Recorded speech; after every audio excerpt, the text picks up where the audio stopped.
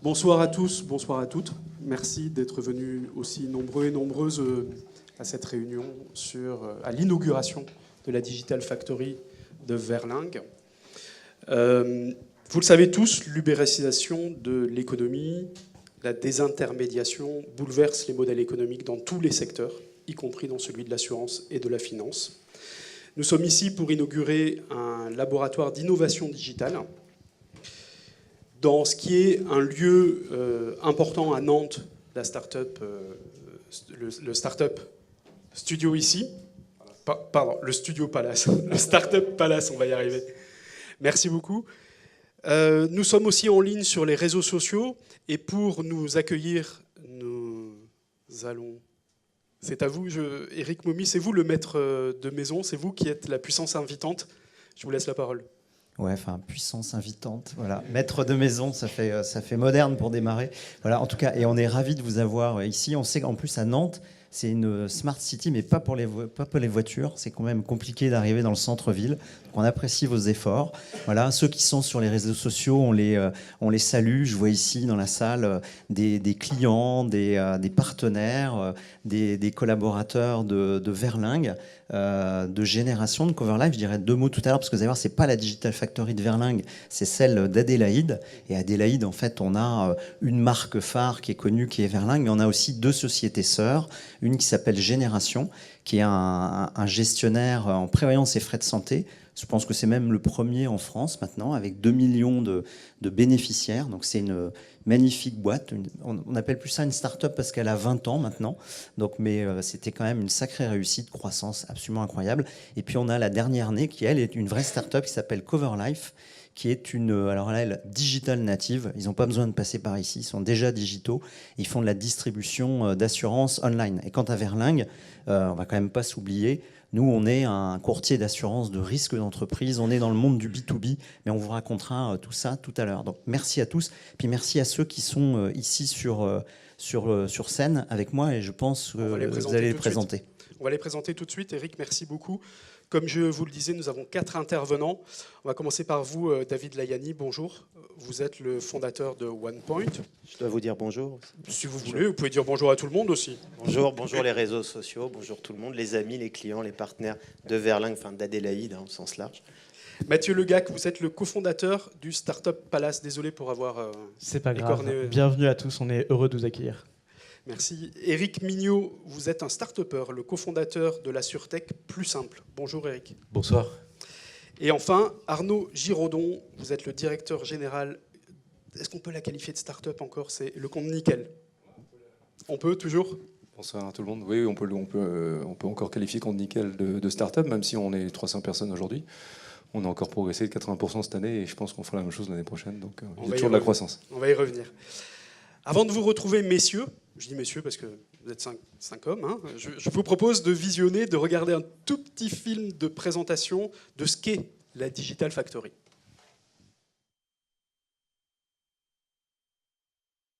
La Digital Factory est un accélérateur de temps et d'innovation pour répondre aux exigences business dans un contexte concurrentiel. Elle est composée d'équipes pluridisciplinaires qui travaillent avec des méthodes de design thinking dans une démarche de co-construction qui associe clients, prestataires et start-up. Équipe métier, développement, design, test, opération, en lien permanent avec l'écosystème de l'entreprise, sont réunis autour du même objectif: développer, déployer et faire évoluer des services innovants plus fréquemment. Cette approche transversale et agile, associant d'emblée tous les acteurs et centrée sur l'accompagnement humain, permet d'enclencher une transformation rapide, effective et créatrice de valeur ajoutée pour l'entreprise comme pour ses clients. L'objectif de la Digital Factory est de prendre de l'avance sur les évolutions du marché et des technologies.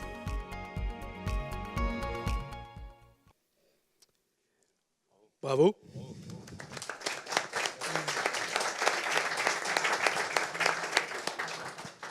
Éric Momy, la Digital Factory, c'est une de vos idées, c'est un projet, je crois, que vous avez initié. Est-ce que vous pouvez nous expliquer d'abord pourquoi lancer un laboratoire d'innovation digitale au sein d'un groupe? Pourquoi en avoir besoin?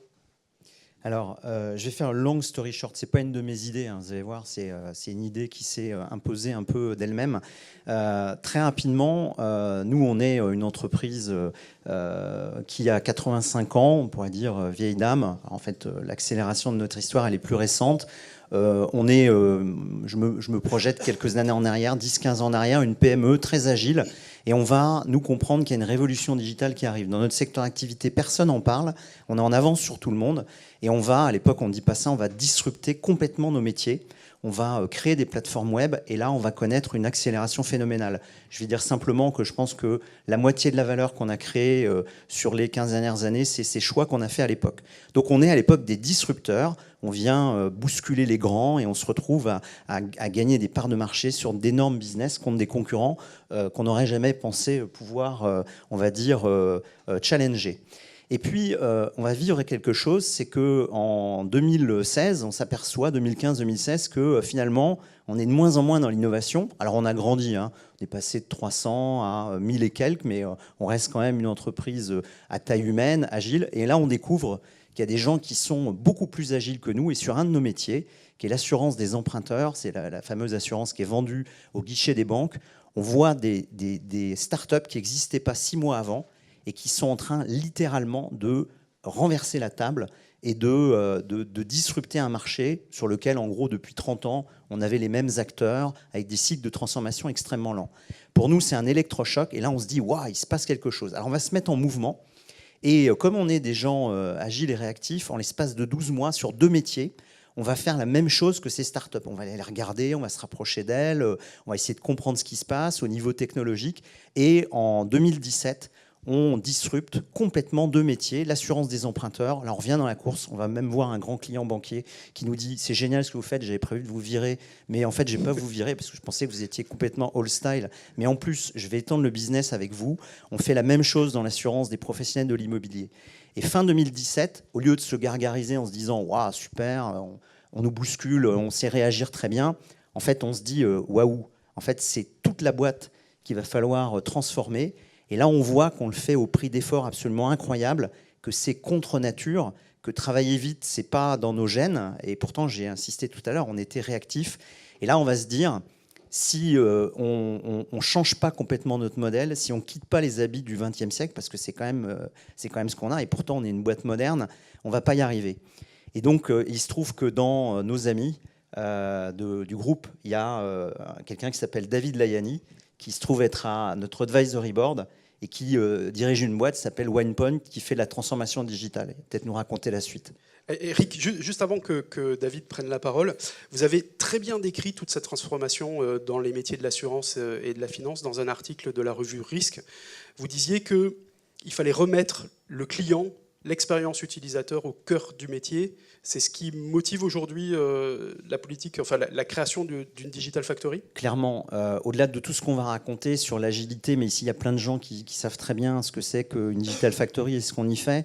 Nous, le facteur extraordinaire, c'est qu'on est complètement, on va dire, client-centric depuis toujours. Ce n'est pas une nouveauté pour nous. Mais on n'avait jamais pensé à mettre le client dans l'idéation de ce que... Voilà, on l'avait jamais fait s'exprimer devant nous en disant voilà, si vous me demandiez ce que j'attends de vous, voilà exactement ce que j'aimerais que vous fassiez. Et là, on a eu, puisque c'est ce qu'on a fait avec nos amis de OnePoint, des surprises absolument incroyables dans des business où on n'aurait jamais posé certaines questions. Et si on l'avait fait, on se serait auto-censuré sur ce que les clients attendaient de nous. Et là, on a vu le pouvoir absolu du client au cœur des transformations de l'entreprise, en tout cas beaucoup plus qu'on ne le faisait jusqu'à présent. David Layani, vous êtes le fondateur de OnePoint. Comment vous travaillez avec Verlingue sur ce projet de Digital Factory ? D'abord, je remercie Eric, et c'est vrai qu'avant tout, c'est une histoire de rencontre et une histoire d'amitié. Et puis, nous sommes devenus clients de Verlingue. Et j'aimerais rappeler cette étape parce que ça nous a permis de créer une intimité avec l'entreprise Verlingue et surtout de se déterminer presque comme des entreprises cousines, c'est-à-dire qui partagent une histoire entrepreneuriale, d'entrepreneurs, de bâtisseurs. Verlingue a été créé il y a 80 ans par Jacques Verlingue, et c'est par son grand-père, pardon. Et c'est une. Il y a Benjamin, la 4e génération, vous avez vu quand même, hein, si c'était le fils du. Il y a 80 ans, sûrement par Pierre-Jacques Verlingue. Et donc, c'est une entreprise qui se transmet de génération en génération. Et OnePoint entend aussi se positionner comme ça. Vous voyez, j'ai 2 filles et j'essaye déjà de sensibiliser l'entreprise, même si elles ont que 6 et 7 ans, au fait qu'elles pourront être amenées à les accueillir. C'est aussi une entreprise qui partage des valeurs. On parle beaucoup d'authenticité chez Verlingue comme chez OnePoint, d'engagement et de courage. Une ambition commune, le fait de vouloir devenir un leader européen, devenir un leader sur son marché. Et la vision, Eric l'a parfaitement décrite, j'aurais pas fait mieux, mais c'est presque le sens que j'ai voulu donner à OnePoint quand je l'ai créé il y a 15-16 ans. Et notre raison d'être, c'est d'être des architectes designers de la transformation des entreprises, de prendre en compte tous ces mouvements, les nouveaux besoins des entreprises dans le cadre de leur modernisation et la manière dont elles doivent se faire accompagner. Et c'est vrai qu'on a rencontré une entreprise extrêmement courageuse qui avait la capacité de se donner les moyens de son ambition, parce que quel leader aujourd'hui sur son marché viendrait se remettre en question de cette manière-là, en étant capable de dégager une grande partie de ses capex sur les 5 prochaines années pour être en mesure de ne pas se faire dépasser, alors que c'est une société qui a déjà de l'avance sur son marché. Évidemment, nous étions fiers de nous associer à cette histoire et de repenser les business, le modèle économique de l'entreprise, ses processus, l'agilisation de son système d'information pour répondre de manière ouverte et connectée à ces nouveaux enjeux, et notamment la connexion dont Eric a parlé à tout son écosystème, et aussi la manière de fabriquer, d'accélérer ces projets, parce qu'on peut avoir plein de bonnes idées, mais il faut être capable de les mettre en mouvement et de les mettre en marché. C'est bien l'idée de cette Digital Factory, parce que derrière Digital Factory, on pourrait imaginer des nouvelles industries numérisées. L'industrie 4.0 basée sur les piliers qu'on connaît, les robots, l'intelligence artificielle, la data, les objets connectés et le cloud. Je sais que je suis un peu long, mais pour être capable de faire...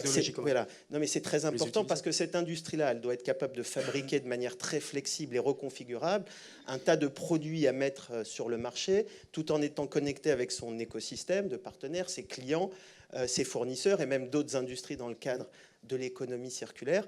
Et l'idée de la Digital Factory, au sens où on l'entend, c'est bien d'être capable de fabriquer des produits innovants, numériques, et de créer des assets digitaux. Sauf que dans une économie de plus en plus servicielle, le produit qu'on met sur le marché est devenu le service digital qu'on est capable de fabriquer, et on doit être capable de le designer à la demande avec des gens qui ont des idées formidables et de le mettre en marché le plus rapidement possible, de façon sécurisée, automatisée et rapide. Comment se passe le process ? Vous avez une équipe ici au Startup Palace qui travaille en mode startup. Ça veut dire quoi travailler en mode startup pour une équipe comme celle-ci ? Alors, d'abord, travailler en mode startup quand on est une entreprise comme nous, c'est pas juste un truc marketing. Hein. C'est une vraie rupture sur nos modes de fonctionnement. J'insiste beaucoup là-dessus. Pourquoi on crée une Digital Factory ? Parce qu'on peut se dire, finalement, on s'est toujours transformé, on a fait du changement. J'insiste beaucoup. Il y a une question de vitesse. Il y a une question de manière d'appréhender les choses qui est quand même extrêmement différente de ce qu'on a fait jusqu'à présent. Donc, mode startup, c'est très simple. Vous avez ici l'espace, notre Digital Factory, elle est à l'entrée, là, magnifique, Adélaïde, etc. Qu'il y a dans cet espace de travail, d'abord, il y a des expertises qu'on n'avait pas chez nous. Nous, on n'avait pas de gens qui font du design thinking, qui travaillent sur le UX, en gros, l'ergonomie. On n'avait pas de codeurs qui étaient capables de bosser en live. Et puis, je ne vais pas décrire tous les gens qui sont dans cette Digital Factory. Donc là, on a embarqué des expertises qu'on n'avait pas. Et puis surtout, au-delà des expertises, on a embarqué des façons de travailler qui, j'allais dire, n'étaient pas non plus les nôtres. Hein. Je vais faire simple. Nous, on est dans le monde du fameux cycle en V, vous savez, celui où vous réfléchissez un cahier des charges pendant 1 an, la séquence est courte, vous filez ça à l'informatique, genre RATP il y a 30 ans avec MOA, MOE, et puis au bout de 2 ans, 3 ans, dans le meilleur des cas, vous avez un truc qui sort et qui est obsolète. Je ne veux pas en rajouter parce qu'on a des gens super talentueux dans nos équipes qui ont porté la boîte où elle était, mais si on ne sortait pas de ce format-là, c'est la situation à laquelle on allait confronter, c'est qu'on n'allait pas se transformer assez rapidement, alors qu'on a des acteurs qui sont d'une agilité extraordinaire. Donc là, on arrive dans un lieu qui est un lieu génial, au sens où c'est une espèce de ruche. Voilà, on est dans un environnement où il y a beaucoup de gens de cet écosystème digital. Et puis, nous, qu'est-ce qu'on va faire ? On va mettre nos clients, on va mettre nos collaborateurs qui vont venir bosser ici.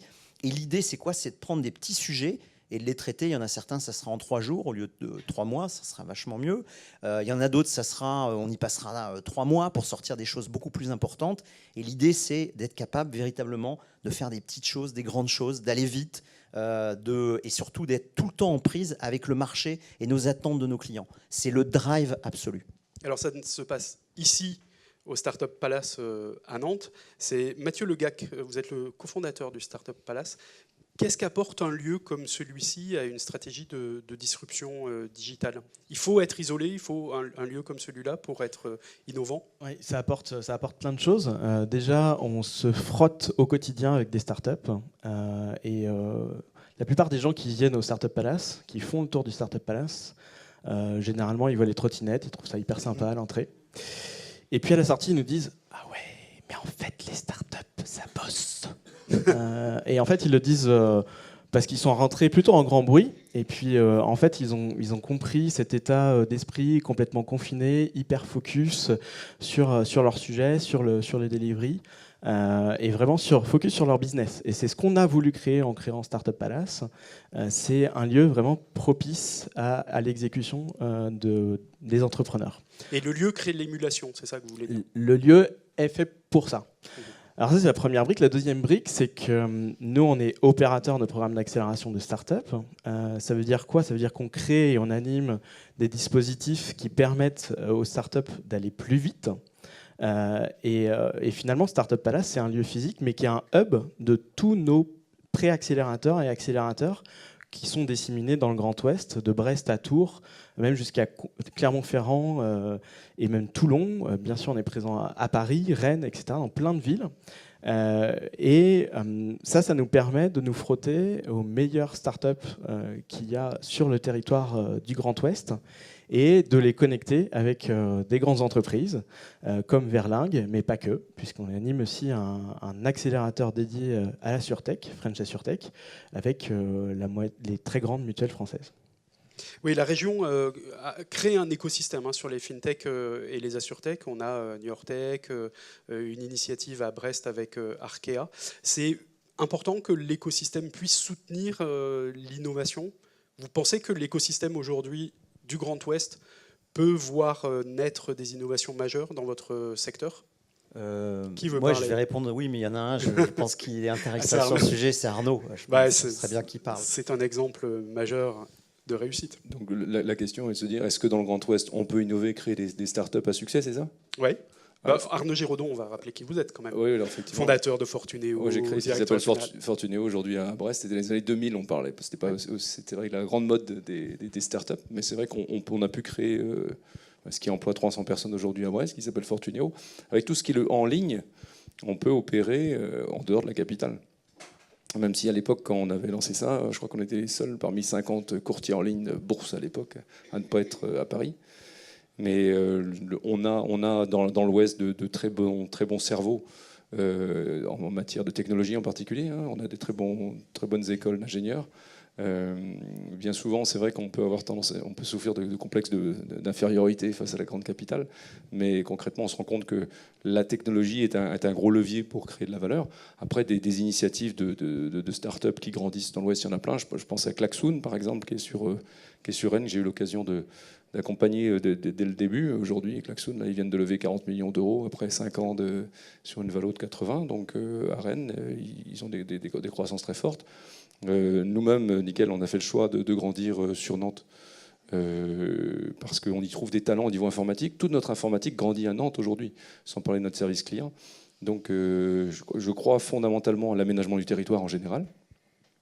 Je pense qu'on a ce tissu économique qu'on a vu tout à l'heure. On a la chance d'avoir des financeurs aussi qui jouent le rôle. On parlait d'Arkea, Crédit Mutuel Arkea, qui a su lever sur Brest un fonds West Web Valley pour 30 millions d'euros pour financer en seed, en early stage. Go Capital a aussi dans l'Ouest joué un rôle important en matière d'innovation, y compris donc pour financer ça. Donc on sait que la créativité des startups, c'est un écosystème. Cet écosystème, c'est des compétences. On les a citées à travers les écoles. ce sont des financeurs. Je viens d'en citer quelques-uns, mais il y en a d'autres à différents stades de développement de la croissance de l'entreprise. Je pense à Alven, qui est un fonds parisien, mais qui pour autant sur Nantes, des entreprises comme Akeneo, iAdvise, SpeechMe sont financées par Alven. Donc il y a des Parisiens qui viennent financer aussi dans l'Ouest, donc il y a de l'argent. Il y a des entreprises corporates qui jouent aussi leur rôle de soutien. Verlingue en est une illustration. J'ai eu la chance aussi d'aider à la venue de Ouest France chez la Startup Palace ici. Donc, et Ouest France a un fonds d'investissement via Sophie West assez conséquent pour financer l'innovation et jouer son rôle d'instigateur d'idées. Parce qu'un des soucis des start-upers, c'est que bien souvent, ils vont avoir des idées à la mesure de leur jeune expérience et de leur environnement propre. Et je pense qu'un des rôles de Startup Palace, il faut qu'il y ait plus d'acteurs dans ce sens-là, qui viennent organiser, tu parlais de friction entre les startups et les grandes entreprises, ce rapprochement. Parce que les grandes entreprises, elles savent, elles sont dans leur business, elles savent ce qu'il faut, ils savent où il y a du marché. Et ça, le risque d'entreprise, quand on est un jeune étudiant, on n'y pense pas spontanément. On voit bien que le succès de l'innovation et des startups dans tous les écosystèmes, c'est véritablement un travail d'équipe, comme vous le dites. Ouais, d'écosystème. Ouais. Éric Mignot, vous êtes le cofondateur de Plus Simple. Vous êtes une AssureTech. Alors, quelques chiffres clés pour vous donner l'importance de ce qu'est aujourd'hui l'AssureTech dans le milieu des technologies. En 2017, c'est 2 milliards de dollars d'investissement dans les startups, ce qui est énorme. Beaucoup en B2B, en prestataire, des assureurs et des courtiers eux-mêmes, mais beaucoup aussi en B2C, en services numériques et en assurance collaborative. Expliquez-nous ce que fait Plus Simple, puisque... Plus simple, en quelques mots, on est parti, et là je rebondis sur ce que disait Eric, on est parti d'une expérience client qui est celle de mon coiffeur. En fait, mon coiffeur était désespéré avec ses assurances, et comme il savait que j'étais dans l'assurance, à un moment il me dit, écoute, il faut que tu m'aides là parce que j'y comprends rien, je suis complètement perdu.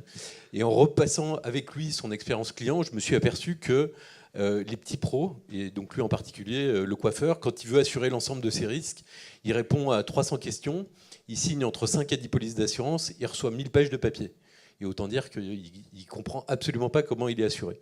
Et donc du coup, on s'est dit, comment est-ce qu'on peut un peu renverser la table et complètement recentrer en fait, l'industrie de l'assurance sur le client et pas sur les produits. Parce que finalement, tout le monde approche le client par le produit aujourd'hui dans l'assurance. Et donc, comment est-ce qu'on fait pour renverser la table ?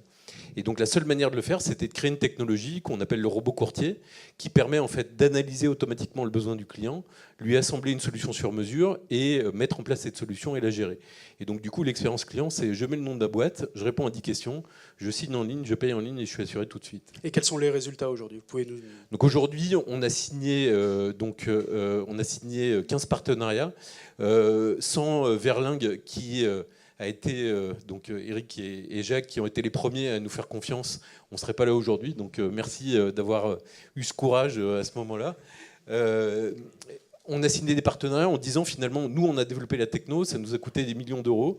Vous avez accès à des clients, travaillons ensemble dans une logique collaborative en se disant finalement on peut s'apporter des choses mutuellement et c'est ce qu'on a fait avec succès sur un segment en particulier dans le domaine de l'immobilier. Et donc on a répliqué ces types de partenariats qu'on fait aujourd'hui avec des banques, avec des mutuelles et donc on va avoir près de 10 000 clients professionnels à la fin de cette année. Et là, on est en train d'intégrer plusieurs dizaines de milliers de clients supplémentaires. Donc une traction forte. On a levé 10 millions d'euros en début d'année, ce qui fait de nous une des insurtech les mieux financées en France. Et les perspectives à l'international sont hyper favorables parce qu'on est la seule plateforme technologique de cette nature à avoir été développée en Europe. On a des petits camarades qui le font aux US, qui ont levé 200 millions de dollars. Voilà, donc nous, on le fait avec nos moyens et je pense qu'on arrivera à les battre. Comment ça se passe justement, le travail et la collaboration entre un grand groupe et une toute petite entreprise ? Quels sont les apports de chacun ? Alors vous êtes 3 éventuellement à pouvoir répondre à cette question. Moi, je vais déjà parler de ce qui s'est passé avec Éric Mignot, parce que ça, c'est quand même un truc très intéressant. Tout à l'heure, je vous ai raconté, nous, ce qu'on est en train de faire. Premier truc, c'est de se dire il faut qu'on se disrupte nous-mêmes. C'est ce qu'on essaie de faire ici à la Digital Factory. Il faut absolument qu'on soit en mouvement. Le premier qui nous a inspiré, c'est Eric, parce que quand il a raconté ce qu'il était en train de faire sur un segment de business qui pour nous est assez, on va dire, minoritaire dans notre chiffre d'affaires, on l'a regardé, on a dit, il va à toute vitesse, parce qu'il a quitté, il avait un job extraordinaire, il quitte le truc 6 mois après, il vient nous voir. Là, on se dit, non mais attends, comment il a pu faire ça? Voilà, donc déjà, on a compris qu'il bossait beaucoup plus vite que nous, on bossait.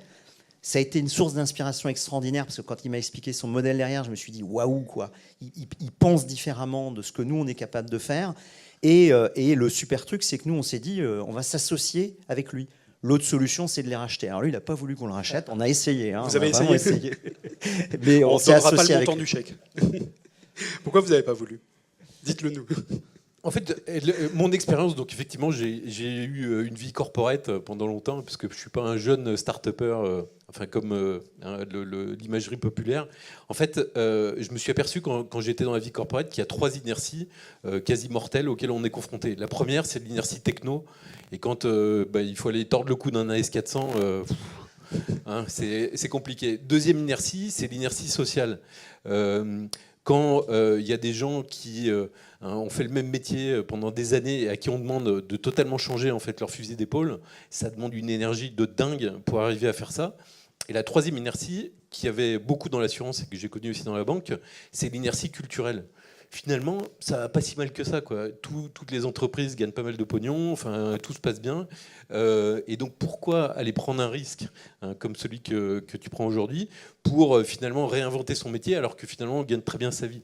Et donc, la combinaison de ces 3 inerties fait que, à un moment, j'avais 45 ans, je me suis dit, bon, est-ce que je continue à essayer de m'épuiser à le faire en corporate ou est-ce que je le fais en créant une boîte?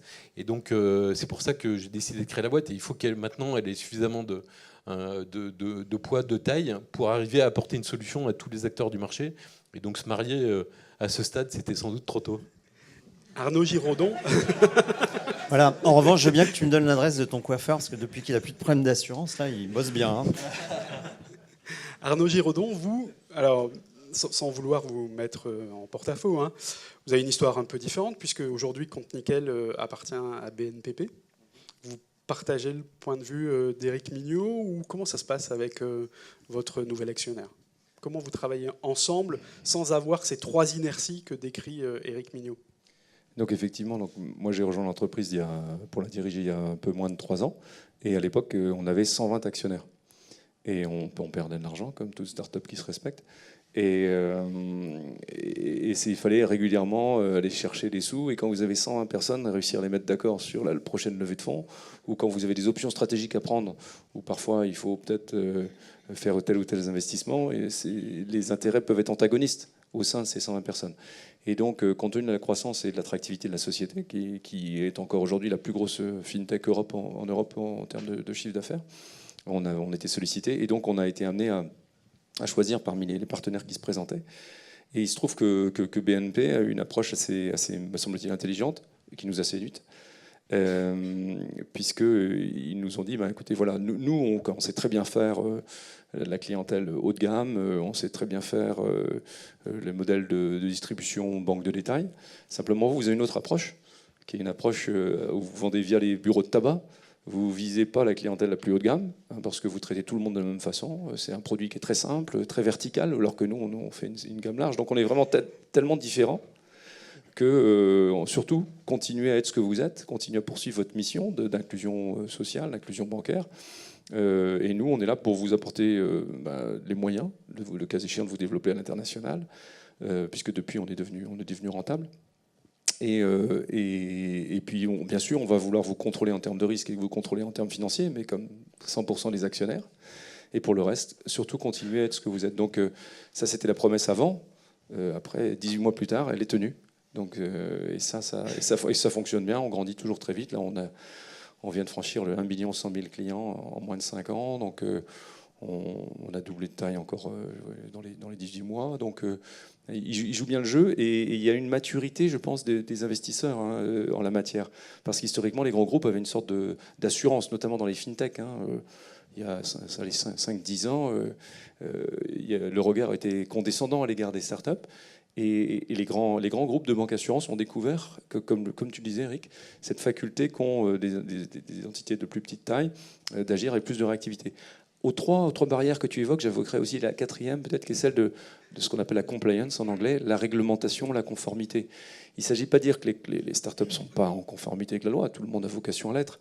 Simplement que quand on démarre tôt, le premier sujet, c'est de faire des clients, et puis surtout d'imaginer des solutions out of the box, quoi, en oubliant le passé. Où les fondateurs de Nickel, ils n'étaient pas banquiers. Moi, j'ai eu la chance de diriger des banques avant, mais ils n'étaient pas véritablement banquiers. Hugues Le Bret avait dirigé Boursorama pendant une petite année, mais fondamentalement, c'était... Voilà. Et du coup, ils étaient tous tellement différents, mais ceux qui ont imaginé la solution, c'était des gens, des ingénieurs qui ont vu les choses à plat. Et donc, ils ont abordé la question de la réglementation sous un autre angle, avec peut-être des niveaux de prise de risque qui sont différents, parce que quand on est petit, on n'a pas grand-chose à perdre. Quand on est très gros, on est très vite pointé du doigt si on a fait la moindre incartade.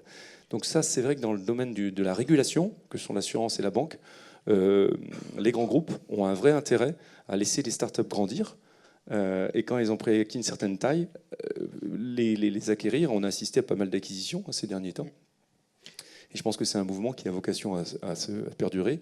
Toute l'intelligence ensuite étant d'intégrer cette entité-là dans le groupe, en lui laissant ce qui fait sa saveur, sans avoir les risques et les aspects financiers. Sans tuer l'innovation ou la technologie, voilà, ou l'avance technologique. En tout cas, pour l'instant, chez nous, ça marche. Oui. Quelques mots sur la technologie. Les technologies récentes disruptent beaucoup vos marchés. On pense à la blockchain, aux crypto-monnaies, à l'intelligence artificielle. Quelles sont selon vous les technologies qui sont les plus innovantes, qui vont changer réellement les métiers de l'assurance, de Finac? David, Eric, qui veut en parler des technologies? Eric Mignot. Peut-être, ouais, un commentaire générique sur la techno.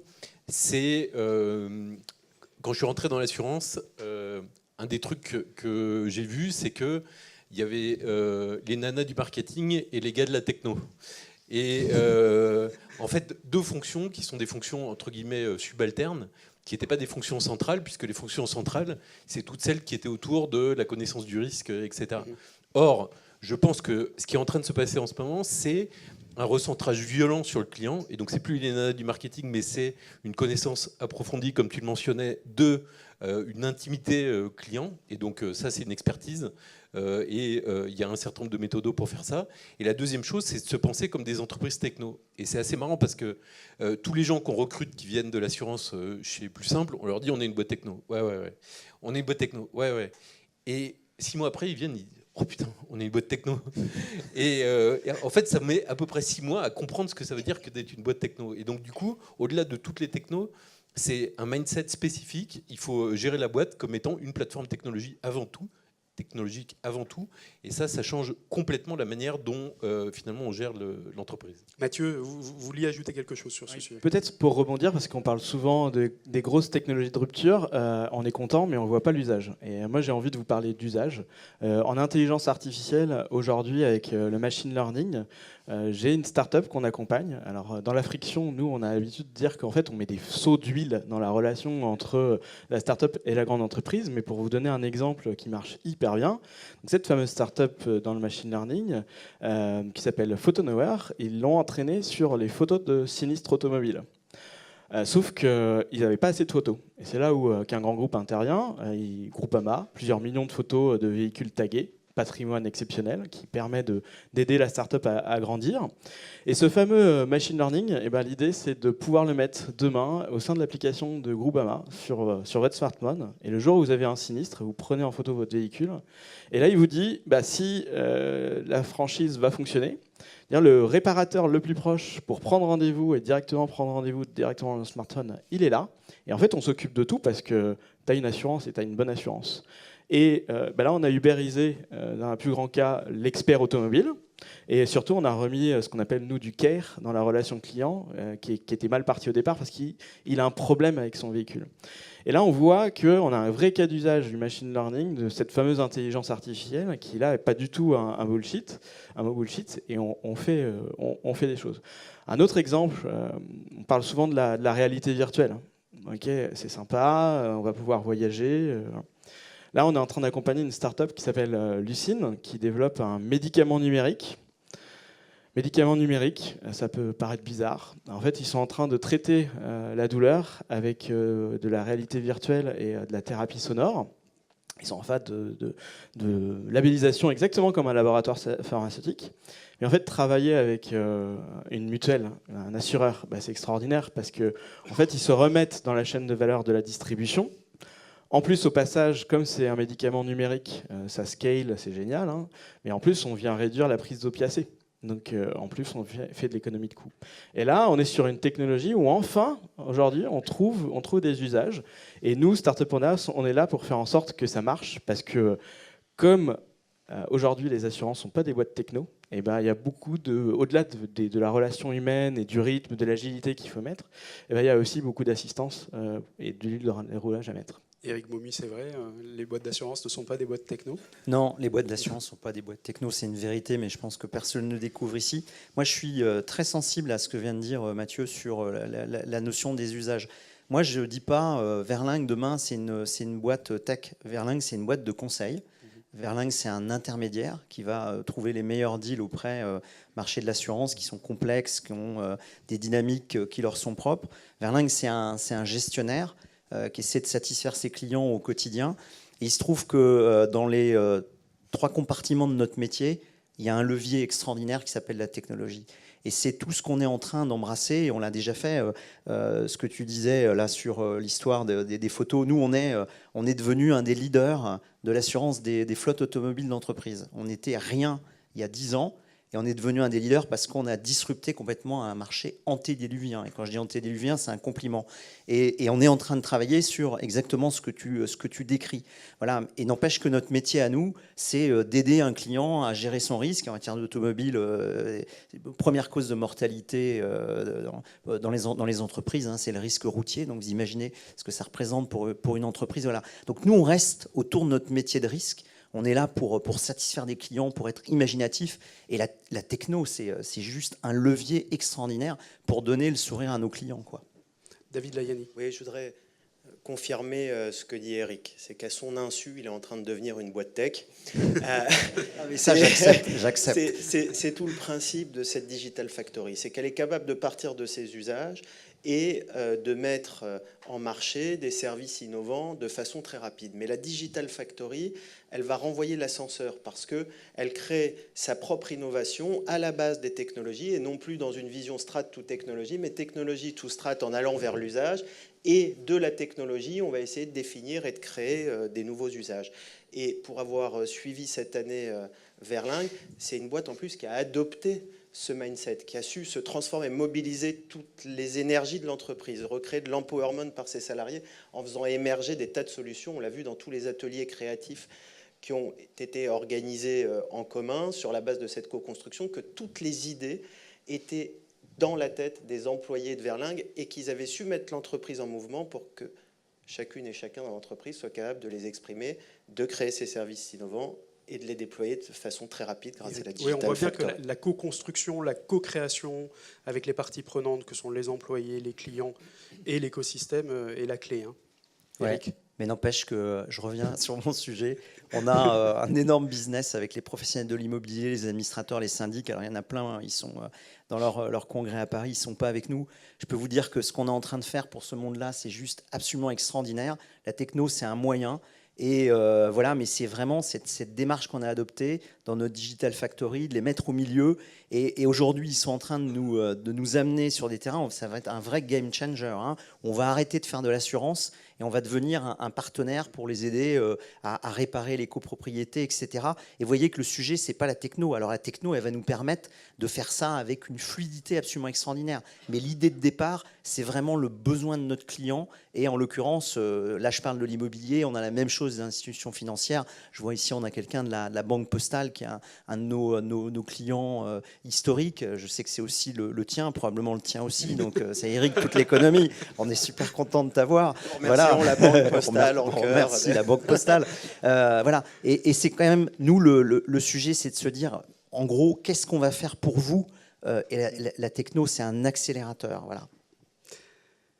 Merci. On va peut-être laisser la parole à la salle. Hein. Il y a peut-être des questions qui ont émergé dans vos têtes pendant cette discussion. Si vous voulez Il y a un micro, on peut vous passer un micro si vous avez une question. Vous voyez, il y a une question là-bas. Et on va faire 5 à 10 minutes de questions-réponses avec vous. Bonjour, Nicolas Séché, Banque Postale. J'ai une question. J'ai bien compris tout ce qui a été dit et autour donc, des startups, des nouvelles technos, des compétences, en fait, des nouvelles compétences qui émergent dans cette Digital Factory pour avancer. Moi, j'avais une question, c'est comment, dans les sociétés d'assurance, que je connais bien, on fait évoluer les métiers d'ontologie dans cette dynamique-là. C'est-à-dire que la nouvelle techno apporte des applis, apporte du front, mais derrière tout ce qui est les risques, l'actuariat, les politiques de souscription, les politiques d'indemnisation, comment ces gens-là, ils évoluent dans cette dynamique-là? Est-ce que c'est, entre guillemets, excusez-moi le terme, ces dinosaures, ils adhèrent en fait à cette nouvelle forme de distribution dans le monde de l'assurance? Qui veut répondre à son client? Alors, d'abord, nous, Verlingue, on est courtier. Donc moi, je ne me permettrai pas de faire une réponse pour les assureurs, mais je vais juste citer un exemple qui va vraiment vous éclairer. Gann Prévoyance, ils ont adopté une solution qui s'appelle DreamQuark, qui en fait permet d'augmenter la compréhension de leurs conseils. Derrière, il y a de l'actuariat, il y a tout ce qu'on peut imaginer dans une compagnie d'assurance. En gros, ils ont des petits clients avec des enjeux patrimoniaux, ça peut parler à la banque postale, et ils ont déployé une technologie qui fait de l'intelligence augmentée parmi leurs conseillers. C'est une illustration du fait que ça touche toutes les couches, c'est pas que la distribution. Là, on voit qu'on est dans la partie conseil, et on est capable de monter vraiment un cran dessus. Nous, dans nos métiers, on a un gros sujet, on n'en a pas parlé ce soir, qui est la data. On en a plein les mains. La data, on n'a que ça autour de nous. Le seul truc, c'est que, alors tout le monde dit c'est de l'or noir, mais le problème, c'est que ça fuite. Et donc la question, c'est comment j'arrive à organiser ma data pour créer des nouveaux services, créer des nouveaux usages, etc.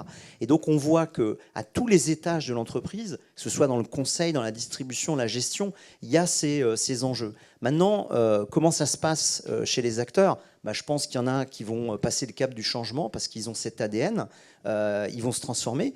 Puis il y en a qui ne se transformeront pas.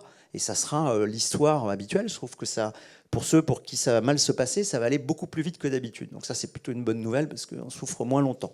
Pour apporter un éclairage de ce qui se passe dans le cadre des mutuelles qui sont derrière French AssureTech, en gros, ils attaquent deux fronts. C'est-à-dire qu'ils prennent le problème à bras-le-corps et donc du coup, ils sont en train de refondre tout leur SI. Donc ils sont embarqués dans des sujets qui prennent au moins 3 ans.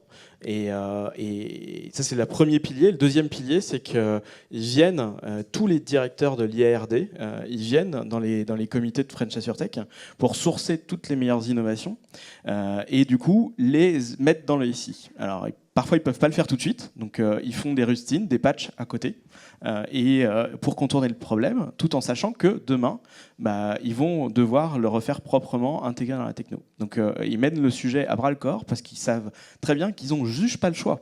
Et ils ont cette nécessité d'aller très vite. Ce qu'est en train de faire un Amazon dans l'assurance, eux, ils ne traînent pas. Donc ils ont bien compris qu'eux ne devaient pas non plus traîner, donc ils prennent le problème vraiment à bras-le-corps. Éric Momy, vous expliquez très bien ce passage du SI au SI décisionnel dans l'article que vous avez écrit pour la revue Risque. Vous expliquez très bien le mirage du big data et il faut savoir quoi faire de ces données. Et là encore, l'inspiration, on l'a chez les startups. Je vais vous donner un chiffre. Vous avez entendu, génération, 2 millions de bénéficiaires en assurance santé. Je ne vous dis pas la mine de data dont on dispose. Voilà, donc on a entre les mains un truc absolument extraordinaire. Aujourd'hui, qu'est-ce qu'on a fait pour nos clients? Et c'est ce qui nous a vraiment permis de croître, on a été capable, ces données, de les organiser, de faire du reporting, d'aider nos clients à piloter leurs régimes sociaux, qu'il s'agisse de frais de santé ou de prévoyance. Il y a une start-up qui vient d'arriver qui s'appelle Alan. Elle, qu'est-ce qu'elle a fait? Elle s'est dit, non, mais moi je vais faire mieux. Je vais aider mes clients à mieux se soigner. Je vais utiliser la data pour aider mes clients à mieux se soigner. Donc là, ils sont dans des logiques de smart data. Ils se sont dit de quelle data je vais avoir besoin pour arriver à faire ça. C'est intéressant parce que eux, ils partent de rien. Alors la différence entre eux et nous, c'est qu'ils doivent avoir 70 000 bénéficiaires quand on en a 2 millions. Mais n'empêche que dans leur approche, leur manière de raisonner, ils vont peut-être faire quelque chose qui va changer complètement cette industrie. Voilà. Ça, c'est un exemple de smart data. On peut en avoir plein. Pour les professionnels de l'immobilier, ils nous ont dit, par exemple, vous remboursez, nous, on rembourse des dizaines de milliers de dégâts des eaux pour nos clients dans l'immobilier. Ils disent, très bien, vous remboursez. Pour l'instant, vous faites de l'assurance. Et puis là, on commence, je ne vais pas raconter tout ce qu'on fait dans la Digital Factory, mais ils commencent à nous dire, non mais attendez, cette data-là, pour la prévention, pour la détection d'un certain nombre de choses, pour du prédictif, il y a forcément des choses à faire autour de ça. Voilà. Et ça, c'est ce qu'on est en train d'appréhender. Et ce n'est pas du big data. Hein. Le big data, pour nous, ça ressemble un peu à un leurre. En tout cas, nous, c'est plutôt du small et du smart data. Une autre question dans la salle, peut-être? Ah, au fond. Et ici aussi.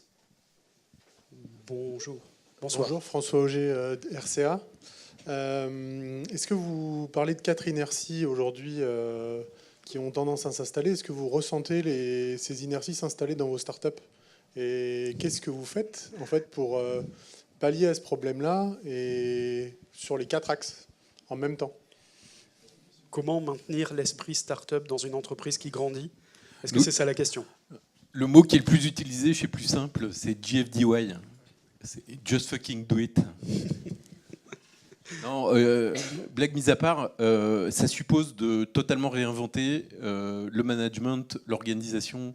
Nous, par exemple, notre organisation, je ne rentrerai pas dans le détail, mais c'est une marguerite au centre de laquelle il y a la connaissance client et il y a des pétales qui, chacun a une responsabilité spécifique entre la création des interfaces, la data, etc., etc. Et donc, on change, on invente une manière de travailler entre nous où il n'y a pas de hiérarchie, c'est totalement flat, on tâtonne, on essaye et on se pose en permanence des questions sur l'efficacité de cette organisation. Et donc c'est comme ça qu'on arrive pour l'instant à maintenir, là on est passé de 15 à 45, et avec un esprit qui est resté absolument le même dans la manière et l'efficacité de travailler. Donc on verra où nous amène la prochaine étape, mais c'est bien une obsession du quotidien que d'arriver à maintenir cet esprit en fait. Arnaud Giraudon, comment on fait chez Compte Nickel? Oui, c'est vrai que moi, j'ai eu la chance d'avoir dirigé plusieurs fois des entreprises qui ont franchi des différents seuils et j'ai pu observer des schémas qui changent. Et clairement, moi je suis rentré, on était 60, on est 300 aujourd'hui, donc en 2 ans et demi. Et c'est vrai que c'est une vraie gageure que de garder le sens initial et la réactivité. Sachant que de manière mécanique, la taille génère la complexité dans la prise de décision. Ça, c'est un phénomène que vous ne pouvez pas... contre lequel vous pouvez durablement combattre. Donc le sujet, c'est d'atténuer ces effets-là. Et à l'inverse aussi, plus on devient gros, plus on est puissant. On peut faire des choses qui ont des gros effets de levier. Moi, ce que j'essaie de faire, déjà, rapidement, c'est structurer, c'est avoir les bonnes personnes aux bons endroits. Quand vous avez une start-up, assez souvent, les personnes du début avaient les qualités du début qui étaient requises. Et ce n'est pas forcément les qualités dont on a besoin ensuite. Donc à un moment, savoir aussi reconfigurer, notamment une équipe de direction, constituer des équipes de management intermédiaires, semer des compétences dans l'organisation qui vont savoir grandir l'organisation. Un point important, c'est quand vous avez une entreprise qui grandit de 70-80% par an, plusieurs années de suite. J'aime bien cette image-là, un peu mathématique, mais supposons que les compétences de quelqu'un puissent les mesurer objectivement. On dit voilà, cette personne elle a 100 de compétences. Et si pour faire le job, il faut 70 de compétences. Et si on part du postulat que la compétence doit croître avec la taille de l'entreprise, ben vous avez des gens qui, au bout d'un an, si vous prenez quelqu'un de 100 pour une compétence de 70, au bout d'un an, elle est déjà passée sa compétence. Donc un des points importants, c'est de surstaffer en termes de compétences les gens. Et on n'en a pas toujours les moyens au début d'une entreprise. Donc il faut avoir le courage à certains moments de mettre les bonnes compétences aux bons endroits. Et prendre un exemple très concret, moi à Nantes aujourd'hui, mon patron du service client, avant lui, j'avais un collègue que j'aime beaucoup, qui était très bien. Et simplement, lui, avant, il avait managé un call center de 10 personnes. Et à 15, 20, 30, 40, 50 personnes, commençait à être inconfortable. Et c'est juste normal, alors que c'est un garçon de grande valeur qui progresse vite. Et je l'ai remplacé par le patron du service client de SFR, qui gérait 400 personnes à Nantes. Voilà. Et donc, il faut savoir le courage, et dans le respect des individus, de reconstituer les équipes et les compétences au fur et à mesure. Ça, c'est vraiment clé. Sinon, après, si vous n'avez pas les compétences, les gens vont commencer à se protéger. Et là, on va commencer à faire de la politique. Et là, on va faire de la rétention d'informations. Et vous aurez les conséquences qu'on connaît. Donc, avoir les bonnes compétences. L'autre point, c'est... Je m'efforce aussi de décentraliser du coup beaucoup plus la décision. Au début, la start-up, en tant que patron, on a tendance à tout concentrer ou avec l'équipe qu'on connaît. on concentre tout. Et c'est le bon fonctionnement au début. Après, la deuxième étape, c'est vous mettez les bonnes personnes aux bons endroits et au contraire, vous lâchez. Et depuis le début de l'année, j'essaie de me mettre beaucoup plus dans la vision, de rappeler le sens. On a la chance d'être dans une boîte, on a juste des gens qui hier n'avaient pas de banque, hein, puisque je rappelle qu'on prend tout le monde, même s'il était interdit bancaire. Donc on sort des gens de situations très difficiles. On leur donne une place dans la société aussi. Ils peuvent payer avec une carte. Et il n'y a pas de découvert chez nous, il n'y a pas les frais qui vont avec. Donc c'est populaire dans le bon sens du terme. Donc c'est génial. C'est ça notre combat. Et de le faire connaître au plus grand nombre. Donc je rappelle le sens. Je m'assure qu'on a les compétences. Je m'assure que chacun sait ce qu'il a à faire et que l'information circule bien dans la boîte. Une dernière question. Pour le reste, le job est fini. Excusez-moi d'être long pour ça. Vous voulez un tout petit mot là-dessus, Allez, parce que David. ça m'intéresse de vous éclairer aussi là-dessus. Nous, on est passé de 0 à 2300 en 15 ans. Et donc, la scalabilité, tout en préservant l'esprit d'entrepreneur et d'initiative dans l'entreprise, est au cœur de mes préoccupations. On a apporté des réponses, ce n'est pas une règle d'or, mais c'est ce qu'on a appliqué, et aujourd'hui ça marche. Déjà, on a réduit la portée du statut dans l'entreprise, 3 niveaux. Il y a une dose de verticalité, elle est nécessaire, mais ce n'est pas le seul chemin, et ce n'est pas le seul ascenseur social dans l'entreprise. On en a recréé un autre par les degrés d'expertise, avec l'idée de fusionner les cols blancs et les cols bleus, c'est-à-dire ceux qui pensent et ce qu'on appelle les doueurs. Et c'est très important d'avoir une entreprise dans le monde qu'on a évoqué où on est capable de faire au plus vite. On a organisé l'entreprise en communautés, des communautés ouvertes avec la nécessité d'être au moins dans plusieurs communautés parce qu'on est parti du principe que c'est le mouvement qui crée aussi cette initiative et le fait qu'on ne soit pas dans la protection d'acquis. Par ailleurs, on a créé l'entreprise apprenante, c'est-à-dire être obligé à travers ce mouvement des formations, des expériences, de se former sur des nouveaux usages ou des nouvelles technologies en permanence dans l'entreprise. Donc voilà quelques éléments. Un dernier qui a été important, c'est d'associer tous les dirigeants de l'entreprise au capital de l'entreprise avec un plan à 2 ans pour que chaque salarié de l'entreprise soit associé aussi au capital de l'entreprise. Donc nous avons 2300 intrapreneurs à terme, à horizon 1 an, à 20% du capital de la société qui sera pour les salariés à leur profit, dans leur outil de production, pour vivre l'entreprise comme des entrepreneurs. Voilà les quelques éléments qu'on a mis en place. Mathieu Legac, vous voulez ajouter quelque chose? Non, juste une micro-anecdote, c'est que les startups qu'on accompagne, une fois qu'elles ont levé des fonds, on fait un atelier post-levée de fonds, et un des anecdotes, c'est qu'on leur rappelle qu'à un moment donné, elles ont été pauvres, et on veut qu'elles mettent ça affiché dans leur entreprise pour avoir cet état d'esprit Just fucking do it et rester simple. Une dernière question dans la salle avant de clôturer ce débat. Ma question ressemble un petit peu à la précédente, mais elle s'adressait plus précisément à Eric Momy, parce que les 3 réponses qu'on a eues qui étaient passionnantes, vous avez eu des boîtes que vous avez fait passer de 0 à 50, 100 ou 1000, mais une des difficultés, c'est comment tu peux gérer à la fois un business un peu tradit avec 1000 personnes, et puis forcément, ce n'est pas du tout les mêmes KPI. Comment on s'assure que déjà l'entreprise traditionnelle monte un peu dans le train, et puis que derrière, ce ne soit pas une danseuse, cette Digital Factory, mais qui est aussi, est-ce qu'il y a des OKR, est-ce qu'il y a des choses comme ça, comment ça se manage? C'est une super bonne question. Alors maintenant, on est 1800, nous, parce que ça n'arrête pas de pousser. Et moi, quand j'entends Verlingue, c'est une grande entreprise, ça me saisit. Je me dis, merde, j'espère qu'on ne parle pas de nous. Je promets que c'est vrai.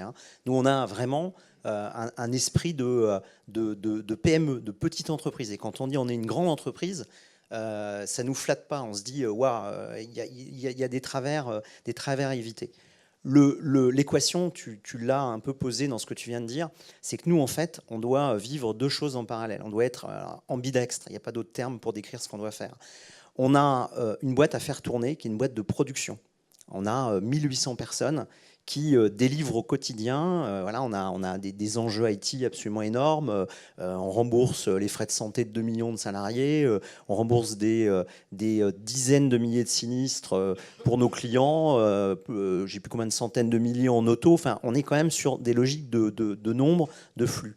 Donc on est dans une logique qui consiste à dire il faut absolument que cet outil de production, qui est vraiment une garantie de service à nos clients, continue à le rendre encore plus efficace.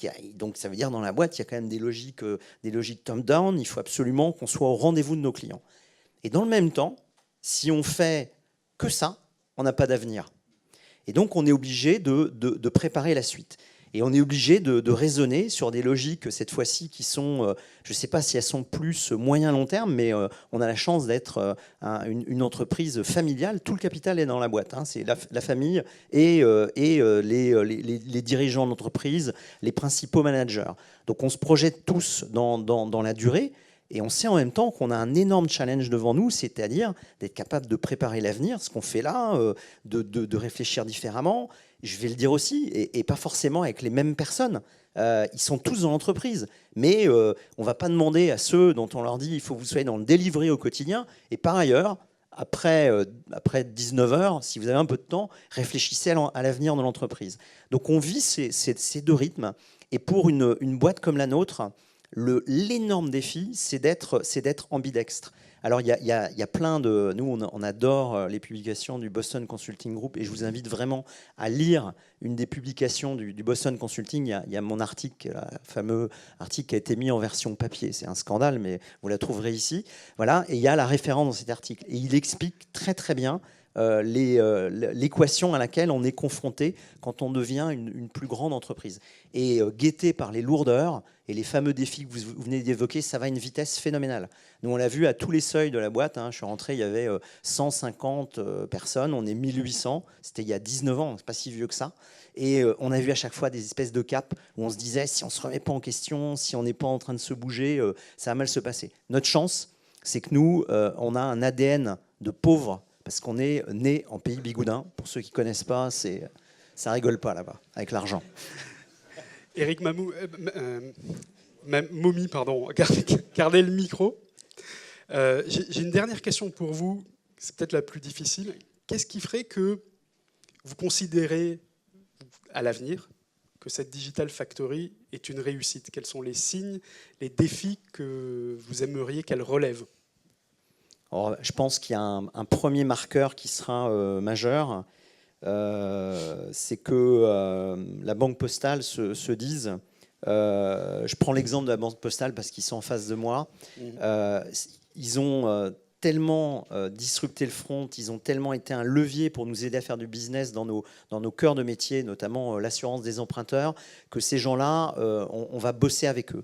Et je prends l'exemple de la Banque Postale juste pour taquiner notre ami, mais dans tous nos business, la vraie réponse, ça va être celle des clients. Est-ce qu'on est capable d'avoir de la traction? Parce qu'on ne fait pas ça, nous, on fait pas ça pour le fun, hein. On fait ça parce qu'on a des clients et qu'on veut que, grosso modo, ils continuent qu'on grandisse avec eux, etc. Donc on a un vrai enjeu autour de ça. Et le deuxième enjeu, et il est peut-être encore plus important que le premier, c'est qu'on ait réussi à transformer une boîte de 85 ans dans une boîte qui ressemblera à... Et la Digital Factory, pour nous, ça va être un formidable lieu de contagion, une entreprise dans laquelle on raisonnera avec l'agilité qui est la clé à toute réussite future, quel que soit le business dans lequel on est. Et pour nous, c'est le plus grand défi, c'est d'amener de l'agilité dans la boîte, et l'agilité à tous les niveaux. Et je voudrais juste conclure en disant que la très bonne nouvelle, c'est que le premier niveau dans lequel il fallait qu'il y ait de l'agilité, parce que c'est celui, si ça ne déclenche pas, ça se passe très mal pour la suite, c'est celui du top management, et qu'en tout début d'année 2018, on était agile avant, mais alors là, on a pris une dose d'agilité extraordinaire en rencontrant nos amis de OnePoint et en se disant que si on ne renversait pas la table, on était une boîte en succès, qu'elle allait peut-être finir comme Kodak. Et je vous promets qu'on ne va pas finir comme Kodak, hein. On va finir comme Apple. Merci, c'est tout ce qu'on vous souhaite.